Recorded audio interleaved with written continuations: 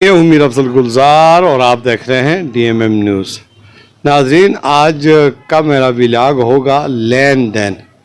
یہ لین دین ایک ایسی چیز ہے کہ اس کی ادائیگی کے بغیر نماز جنازہ نہیں ہوتی۔ گزشتہ روز میرے پاس ایک شخص آیا اور اس نے اپنی ایک روادات سناتے ہوئے کہا کہ میں دیار غیر میں کسی شخص کو 1,50,000 سعودی ریال بطور اصل قرضہ دیا، لیکن گزشتہ 4، 5، 6، 8 اور 10 سالوں سے واپسی کا مطالبہ کر رہا ہوں تو وہ پیسے مل نہیں رہے۔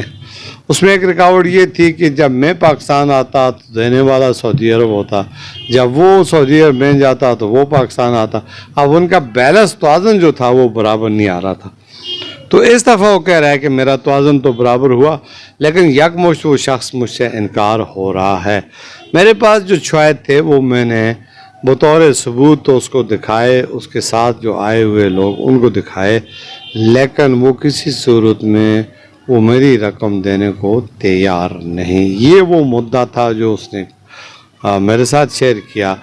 تو میں نے کہا کہ میں اپنے لاکھوں فالورز سے یہ کہوں کہ کبھی بھی انسان کو لالچ میں آ کر کسی پر اتنا اندھا اعتماد نہیں کر دینا چاہیے، کیونکہ بعد میں وردہ مشتاق نے 67 تولے سونا دوست کے پاس امانت رکھا، بدلے میں اس کی جان چلی گئی۔ جب اس نے مانگا تو پھر اس کو مار دیا گیا۔ اب صورتحال یہ ہے کہ یہ شخص بھی یہی کچھ سوچ رہا ہے کہ میں یہ 1.5 لاکھ ریال پاکستانی کروڑوں روپے بنتے ہیں، اگر مزید اس پہ دباؤ ڈالوں تو میری جان کو بھی خطرہ ہے۔ اس طرح کی انہوں نے داستان سنوائی تو میں نے کہا کہ ہمارا تو تعلق میڈیا سے ہے، کیا میں آپ کی یہ روادات کو میڈیا کی نظر کر دوں؟ تو انہوں نے کہا فی الحال ہماری بات چیت چل رہی ہے اور آگے چل کر ہم دیکھیں گے۔ تو آپ کے ساتھ اس لیے شیئر کیا کہ شاید میرا یہ بوجھ ہے تھوڑا سا ہلکا ہو جائے۔ میں نے انہیں ایک بات سنائی، میں نے کہا کہ میں نے علماء کرام سے سنا ہے اور کامل روایت بھی ہے کہ جو لین دین کا معاملہ ہوتا ہے قیامت والے دن، روز جزا والے دن، 3 پیسے یعنی روپے جس کے ذمہ دینے ہوں اگر وہ ادا نہ کر سکے تو کل اللہ پاک کی عدالت میں قبول 700 نمازیں، کتنی؟ 700 قبول نمازیں اس کے بدلے میں 3 پیسے والے شخص کو دی جائیں گی تاکہ اس کا یہ ازالہ ہو سکے۔ اور کتنی بڑی سوچنے کی بات ہے، یہ ذرا تھوڑا سا توجہ کریں، تھوڑا تنہائی میں بیٹھ کر سوچیں کہ 3 پیسے اس دور میں کیا چیزیں ہیں کہ اس کے بدلے میں قبول 700 نمازیں اللہ تعالیٰ اگر دے گا تو ہماری حالت ہے کیا کہ ہم کتنی عبادت کرتے ہیں، 5 نمازوں میں کتنی ادا کرتے ہیں، قبول کتنی ہے اس کا بھی ہمیں کوئی علم نہیں۔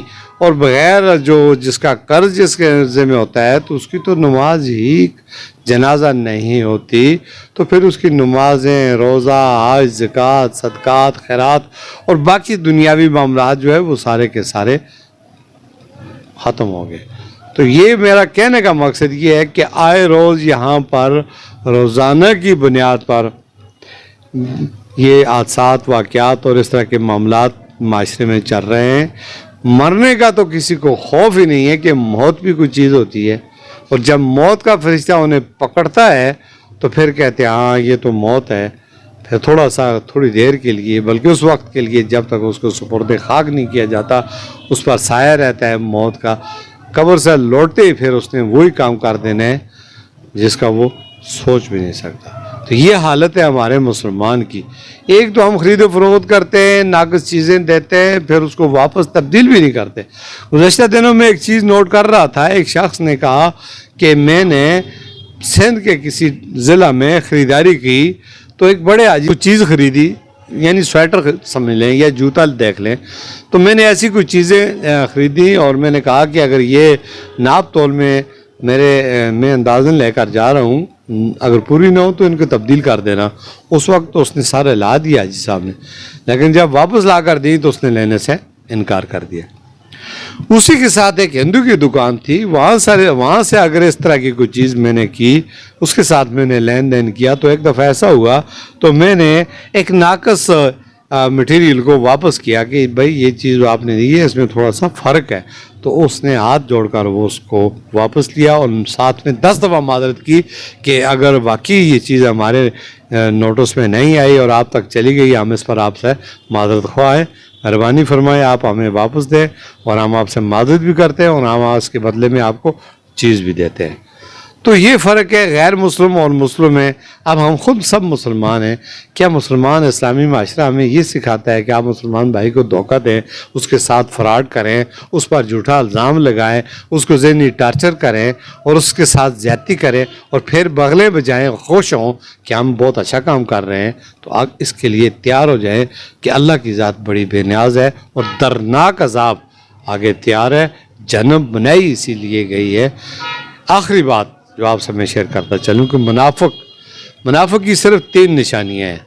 मैं आप सब मासवा करें, अपने गिरबाह में सोचें क्या हम इन तीनों पर अगर उतरते हैं तो फिर हमसे बड़ा मुनाफिक कौन है।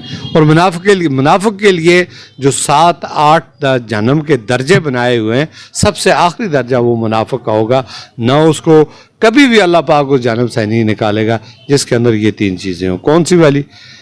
कि वो बात करेगा और झूठ बोलेगा, अमानत में वो ख़यानत कर देगा और वादा जो करेगा उसकी खिलाफ वर्जी करेगा। तो आप देखें, मैं देखूं, हम सब सुनने वाले देखें, अगर ये 3 नुकसान हम में पाए जाते हैं तो हम दुनिया के सबसे बड़े गंदे, गलीज़, घटिया और बदबूदार और मुनाफिक इंसान हैं। हमने अपना मुहासबा करना चाहिए। खामखा टकरे मारते हैं, सजदे करते हैं, तबलीग के लिए जाते हैं, तबलीग बहुत अच्छा काम है, जाना चाहिए, लेकिन उसकी आड़ में उस अच्छे काम को, उस मुक़द्दस पेशे को बदनाम करते हैं। वापस आकर वही काम करते हैं जो काम नहीं करने के दुनिया में बसने वाले इंसानों को, अड़ोस पड़ोस को, एक दूसरे को तंग करते हैं। तो फिर आपकी दावत देने का क्या फ़ायदा होगा? आप दावत देने वाले अच्छे लोगों के साथ में क्यों घुस जाते हैं, क्यों लोगों को तंग करते हैं? तो खुदारा आप एक साइड पे हो जाएं। या आप मुनाफिक हैं तो मुनाफिक रहें, आप जनवी हैं तो जनवी रहें, आप फासिक फाजिर हैं तो फासिक फाजिर रहें।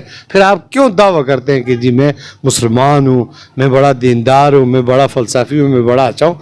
नाउज़ बिल्लाह, आप कमेंट्स में कुछ भी कह दें, लेकिन है हकीकत ये कि हम जो सोचते हैं 50,000 साल पहले, 50,000 साल बाद के हालात का भी मेरे अल्लाह को इल्म है कि आप क्या करना चाहते हैं, आप क्या सोच रहे हैं, इस वक्त आपके दिल में क्या चल रहा है, और आगे आप कितने भी होशियार क्यों ना जाएं, लेकिन जब अल्लाह की गिरफ्त में आ गए ना, फिर आपको कोई छुड़ाने वाला नहीं।